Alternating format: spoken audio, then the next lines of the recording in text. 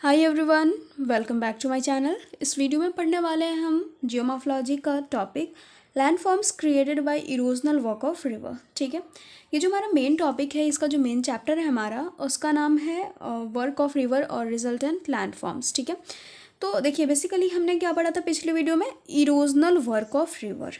ठीक है, इसके बारे में हमने कंप्लीट किया था, जिसमें हमने देखा था कि वर्टिकली इरोजन हो रहा था, हॉरिजॉन्टली जिसको कि हम लैटरल बोल रहे थे, कोराजन और कोरोजन। ठीक है, इस तरह की चीज़ें थी हमारी सारी की सारी। आपने नहीं देखा होगा तो आप जाकर के पहले उसको देख लीजिएगा, उसके बाद ये पढ़ें। ठीक है, तो चलिए स्टार्ट करते हैं। इसमें सबसे पहले हम देखेंगे कि लैंडफॉर्म्स किस तरह के क्रिएट हो रहे हैं हमारे, जो इरोजनल वर्क हो रहा है। क्योंकि जब भी इरोजन होता है, चाहे वो विंड के थ्रू हो या फिर रिवर वाटर के थ्रू हो, ठीक है, तो क्या होता है, कुछ ना कुछ लैंडफॉर्म्स क्रिएट होते ही होते हैं।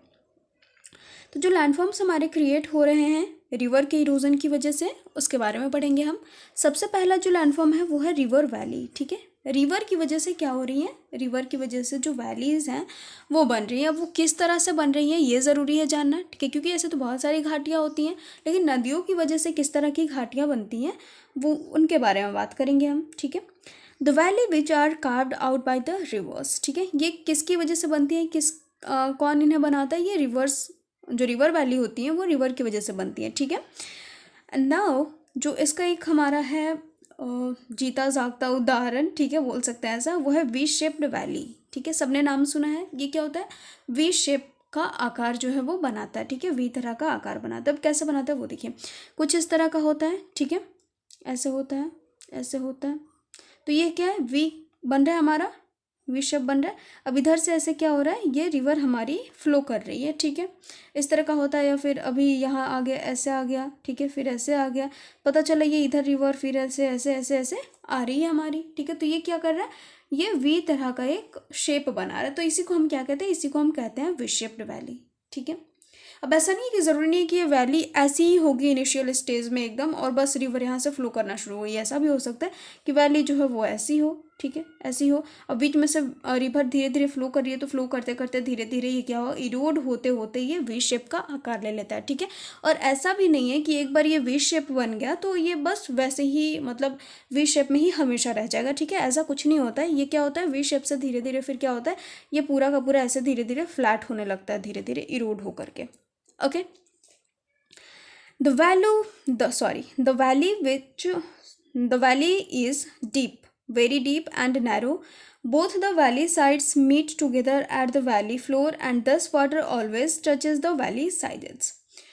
अब क्या होता है कि जो वैली है हमारी, ये जो वी शेप वैली है वो काफ़ी ज़्यादा डीप होती है, गहरी होती है पूरी एकदम, समझ सकते हो आप।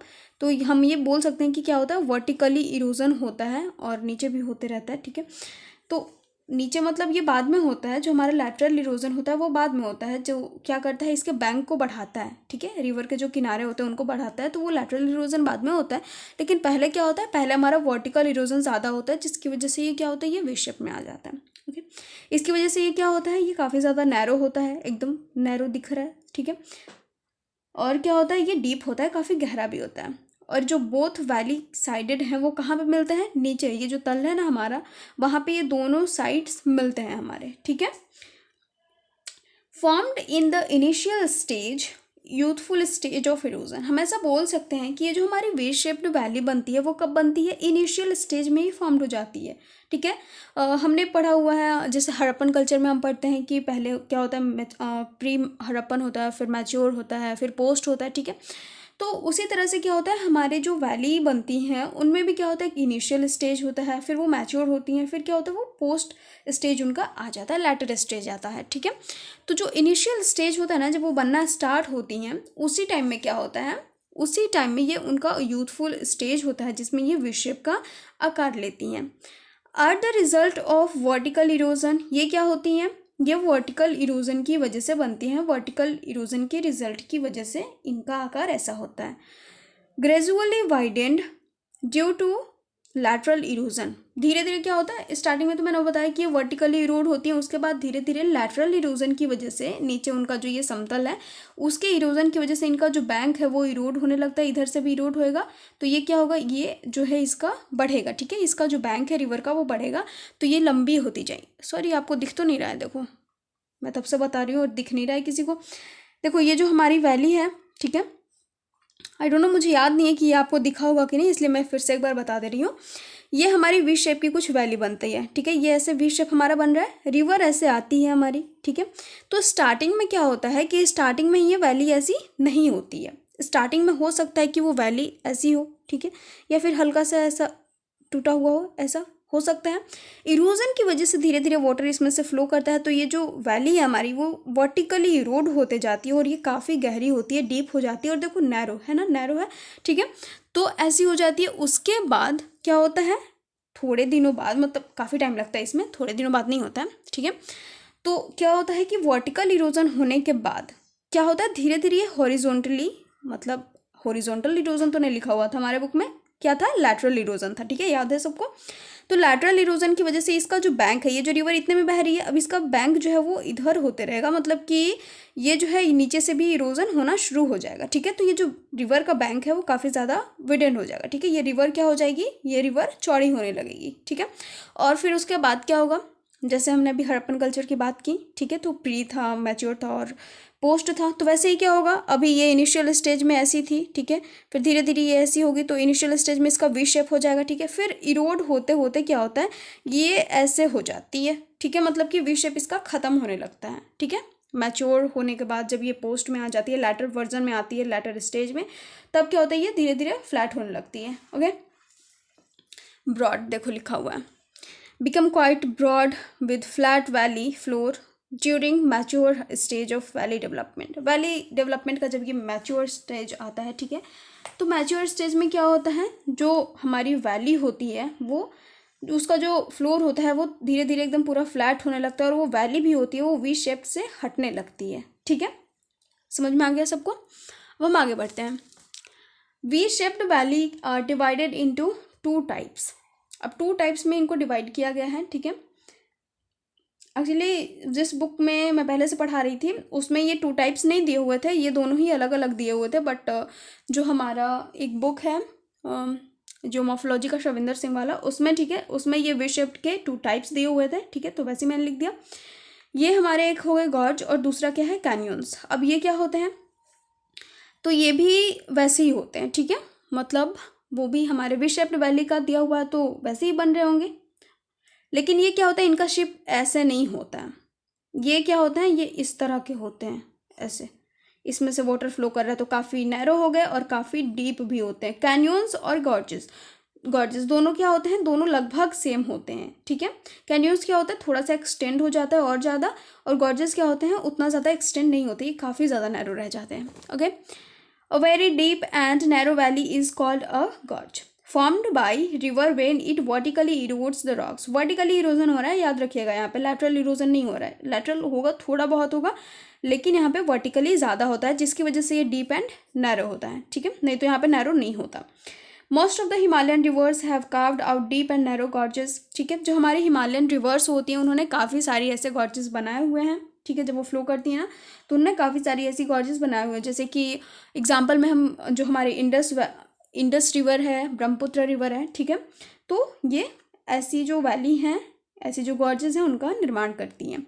कैन्यन्स की बात कर ले हम, ये क्या है, एक्सटेंडेड फॉर्म ऑफ गॉर्ज है, ठीक है, मतलब कि ये वैसा ही होगा, डीप होगा, नैरो होगा और थोड़ा एक्सटेंड होगा उससे। Represent very deep narrow but long valleys, ठीक है, इनमें क्या होता है, ये काफ़ी डीप होती हैं, नैरो होती हैं, लेकिन जो इनकी वैलीज होती हैं वो लॉन्ग होती हैं।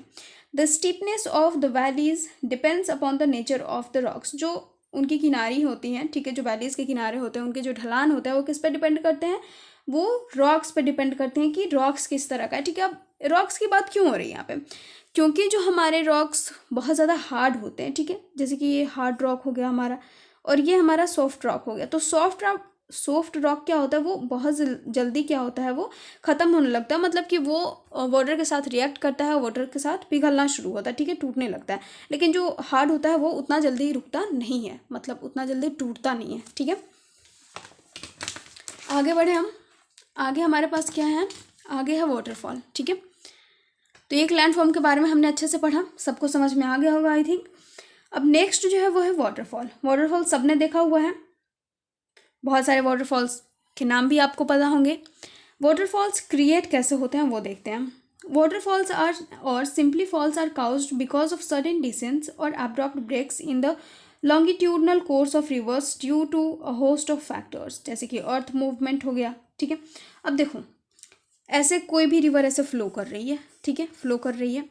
अब क्या होता है कि अचानक से मतलब या तो हम बोल सकते हैं कि पहले से ही ऐसे फ्लो करते करते थोड़ा सा नीचे उसको आना पड़ेगा। ऐसा होता है ना कि एक ही एकदम ज़रूरी थोड़ी है ना कि बराबर पे ऐसे बनवाया हुआ तो नहीं है। रॉक्स क्या होते हैं, कभी ऐसे होते हैं, फिर कभी नीचे आते हैं, कभी फिर ऐसे बड़े से होते हैं, कुछ इस तरह के होते हैं। तो पता चलता है कि जो रिवर्स है उसने अपना ऐसे जो है रास्ता बदल लिया। ठीक है, यहाँ पे अगर बड़े रॉक्स आ गए तो ऐसा होता है, यहाँ से ऐसे फ्लो करते करते आएगी, फिर अगर ये नहीं है तो फिर इधर जाएगी, ऐसा होता है।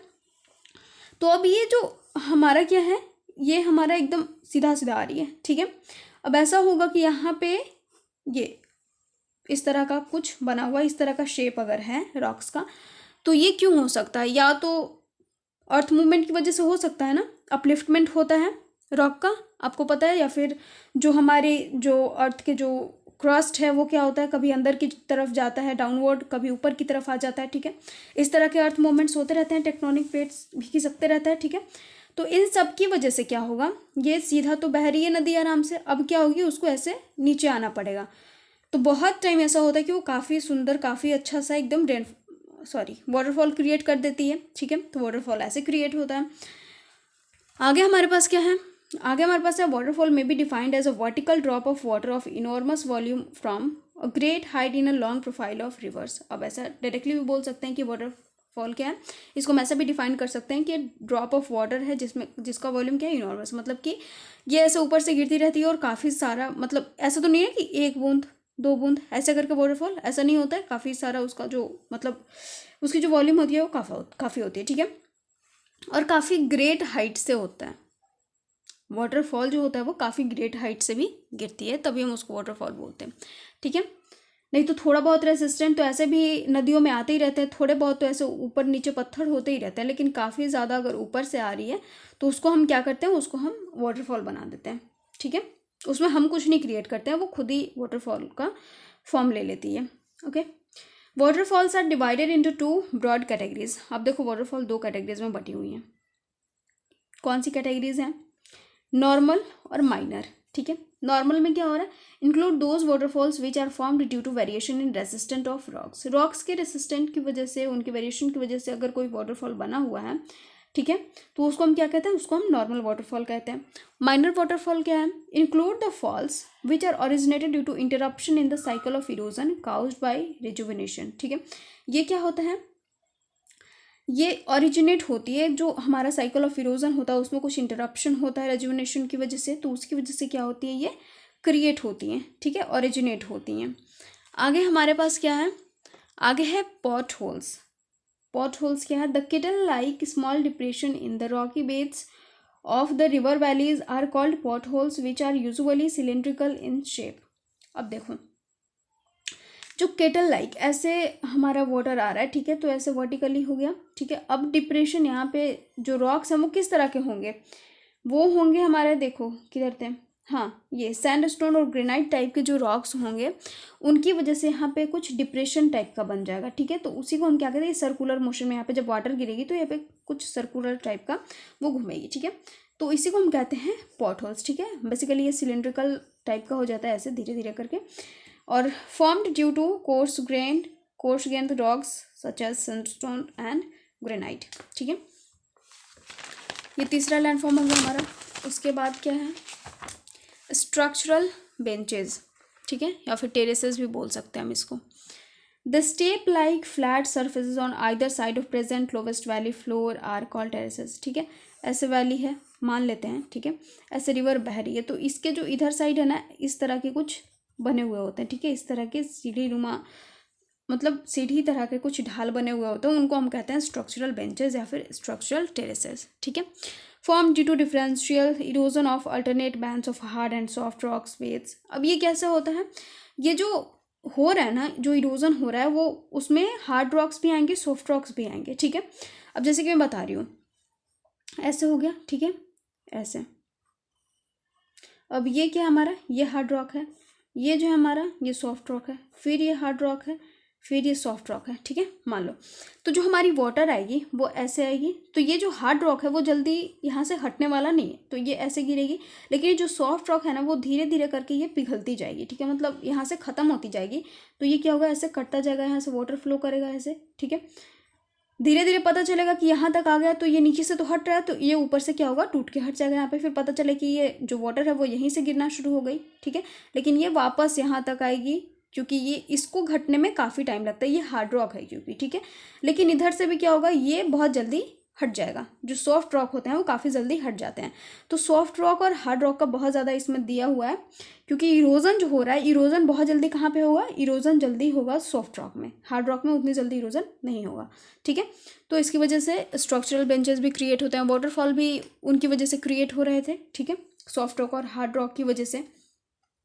अब देखो नॉर्मली अगर वाटरफॉल का मैं बताऊँ तो ये जिस तरह से हमारा ऐसे आराम से बह रहा है, ठीक है, मान लेते हैं ये रिवर है, क्योंकि ये वाटरफॉल तो हो नहीं सकता।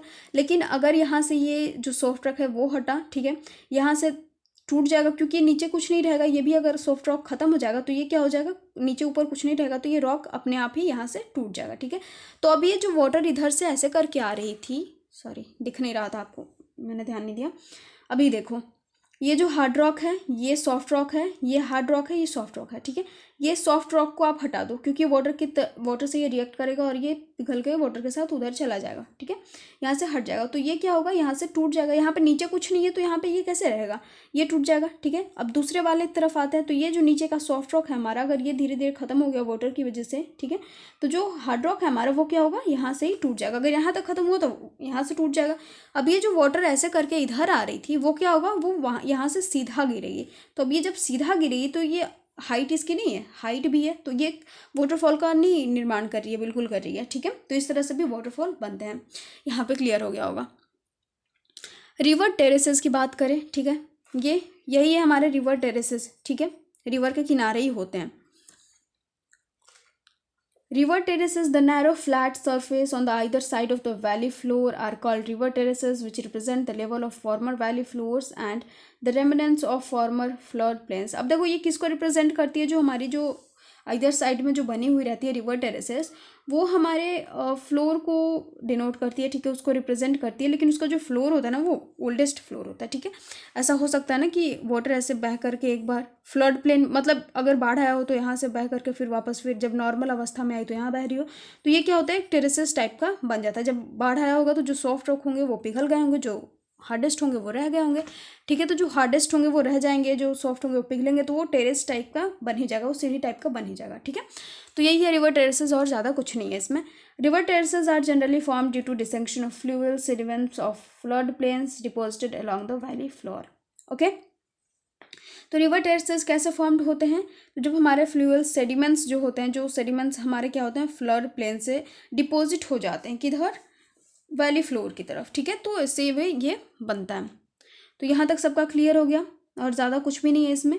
यही थे हमारे लैंड फॉर्म्स। अब इसमें कुछ रह भी गया है, ठीक है, जैसे कि जो रिवर मिएंडर्स होते हैं, आई थिंक वो रह गया है, पाइन प्लेन्स होते हैं, ठीक है। तो ये सब एक दो बच गया है। तो ये इसलिए बचा हुआ है क्योंकि दो बुक है मेरे पास और दोनों में ही डिफरेंट टाइप का दिया हुआ था, तो वो हम नेक्स्ट वीडियो में कवर करेंगे। जैसे कि जो रिवर मिएंडर्स था वो हमारा इसमें भी आएगा, वो डिपोजिशन की वजह से बनता है और इरोजन दोनों की वजह से बनता है, ठीक है। तो उसको हम अलग वीडियो में कवर करेंगे, डिपोजिशन के साथ उसको भी कवर कर लेंगे। ओके, सबको समझ में आ गया आई थिंक। मिलते हैं नेक्स्ट वीडियो में। Thank you so much. और अगर समझ में आया होगा, अच्छी लगी हो वीडियो, तो please don't forget to like, comment, share and subscribe, ठीक है।